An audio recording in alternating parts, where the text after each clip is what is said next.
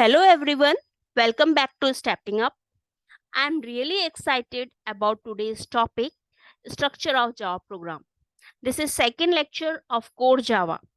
But before we dive in, if you are new here, don't forget to hit the subscribe button and ring the bell icon so you never miss out our future videos.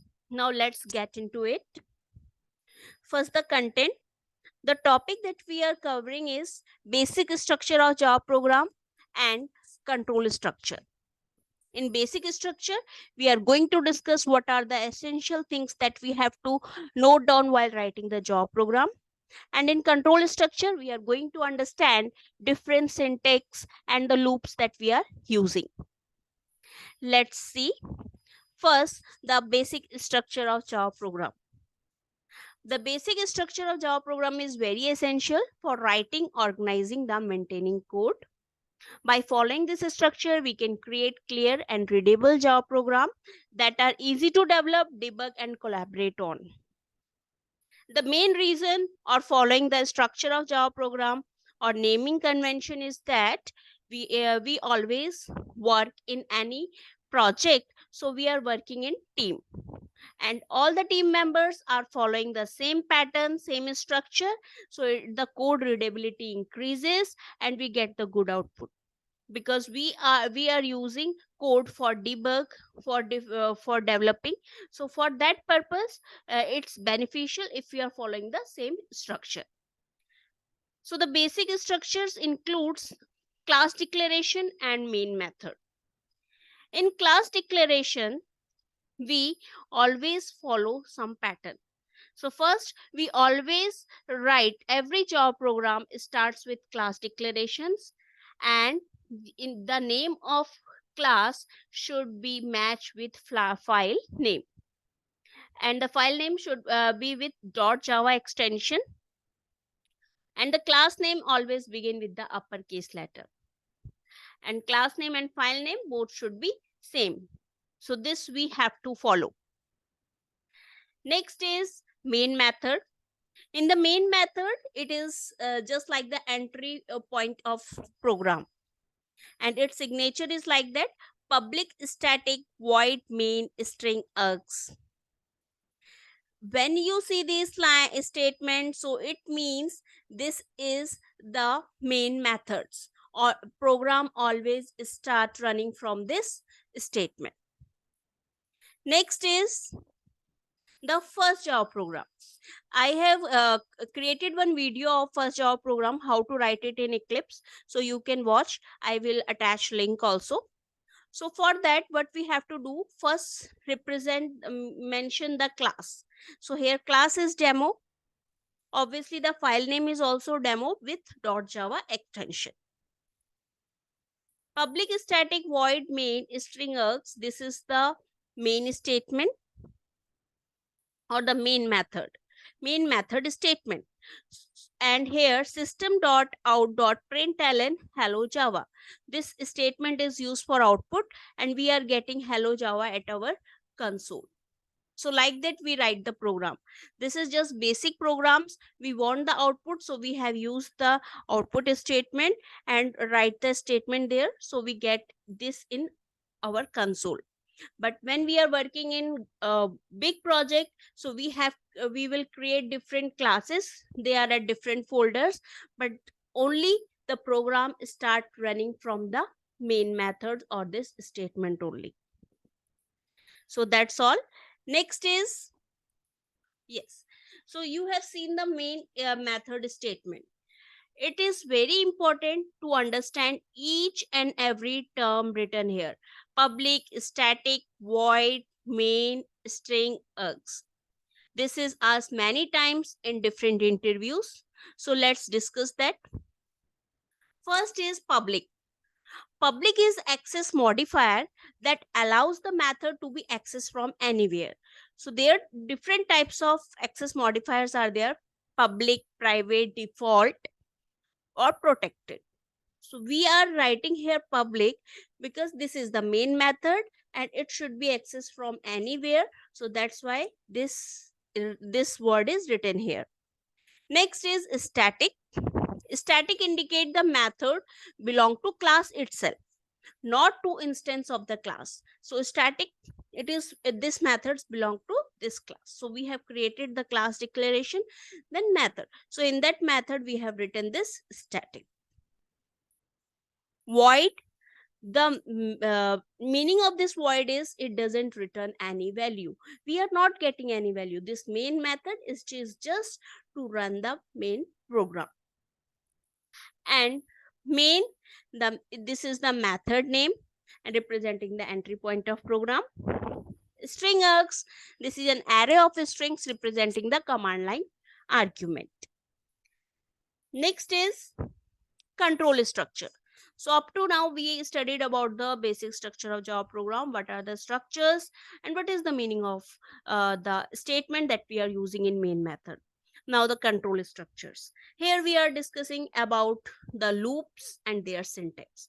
So control structure in Java programming construct enables you to control the flow of your code based on certain condition or execute specific blocks of code repeatedly. We know the use of loop where we are using when we want certain condition to be satisfied, and for certain condition certain code should be executed. So we are using three types of main structures, control structure. These are conditional statements, looping statements and branching statement. Let's see each one by one. First is conditional statement. Conditional statement, as the name indicate, there is certain condition that should be fulfilled, then the code will execute. So they allow to execute the different blocks of code based on whether the condition is true or false. So true or false, it is the condition is there, they are true or false, accordingly the code will execute. So here first loop is if. See the statement there, if we write the condition, if this condition satisfied or it is true, then this code will execute. Next is if else statement. The if else statement allows you to execute one block of code if the condition is true and another block if it is false. So if and else both conditions are there for true and false. Like if this condition, if this is true, so this code will execute. And if this condition is false, so else this code will execute. So this is the syntax that we follow. Last one is if else statement. So the if else statement, it is for the multiple condition check. So there is various condition, they are in sequence. We check if they true and false, accordingly we execute the code. Like first, if condition 1 is satisfied, it is true, so this code will execute. Else if this condition is true, so this code will execute. So only two conditions are there. If they both are not true, so else this condition should be executed. So this is the statement. Next is looping statement. Looping statements, this allow you to execute block of code repeatedly as long as certain condition is true. So for this first comes is for. So for loop, we know the syntax. First we initialize, then write the condition and then increment or decrement accordingly.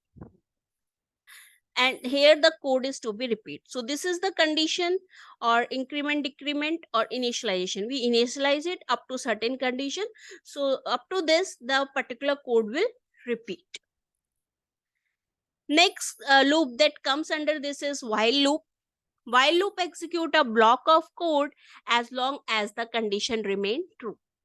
So here also this condition we write here, and up to this condition, like if x is less than 10, so up to that, if we initialize this to 1, so 1 to 9 this code will execute. Next is do while. Do while loop is just like while loop, but the difference is that here always the code execute first, then condition check. So see, the syntax is like the do. So first the code will execute, then the condition checked. So it is do while loop. So these are all looping conditions. Next is branching statement. Branching statement allows you to control the flow of your program by breaking out of loops or skipping the part of codes. So there is certain chances that sometime we want that code should skip this part of code. So for that we are using branching statement. So it's better understand when you see the examples. First is break statement. The break statement is used to terminate the current loop or switch statement.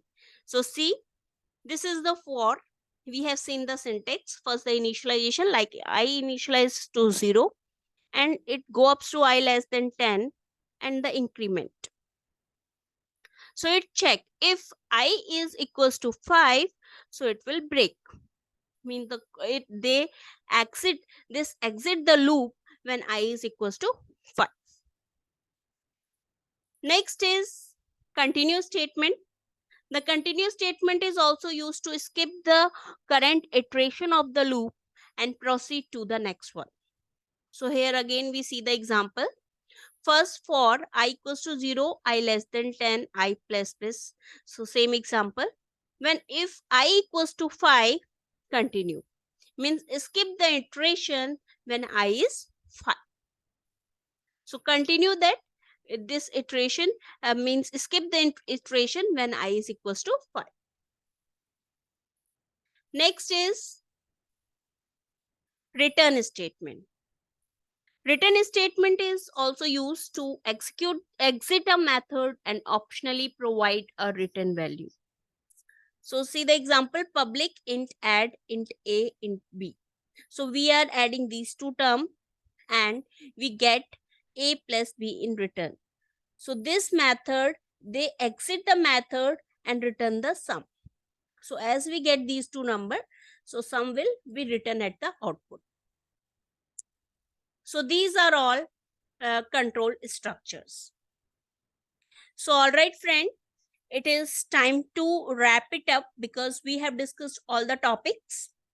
Thank you again for being here and I will catch you in next lecture. So stay curious and take care. And don't forget to like, share and subscribe to my channel. Thank you.